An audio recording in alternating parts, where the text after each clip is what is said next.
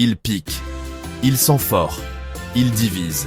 Mais l'ail, c'est peut-être l'un des aliments les plus puissants que la nature ait jamais inventé. Il ne paye pas de mine. Une gousse blanche, enfermée sous sa peau. On le cache souvent, on le dose prudemment. Mais depuis des millénaires, on le cultive, on le mange et on le vénère. L'ail est une plante sacrée. Chez les Égyptiens, il était offert aux ouvriers qui construisirent les pyramides pour renforcer leur force et leur endurance. Chez les Grecs anciens, les soldats le mâchaient avant la guerre. Et chez les Romains, on l'appelait l'antibiotique des champs. Et ils n'avaient pas tort, parce que dans l'ail, il y a un composé, l'allicine.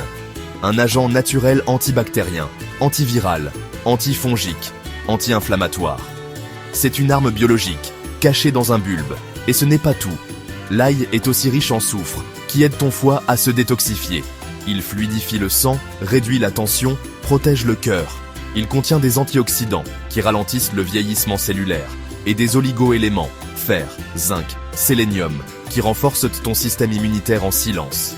Il combat les infections, éloigne les virus et dans certaines traditions, il protège même contre le mauvais œil. Mais au-delà du remède, il y a le goût. Un goût fort, profond, chaud, qui réveille les plats et les souvenirs. L'ail, c'est un ingrédient qui ne veut pas passer inaperçu. Il annonce sa présence. Et quand on apprend à le respecter, il devient un pilier de la cuisine et de la santé. Alors la prochaine fois que tu le haches, fais-le avec conscience.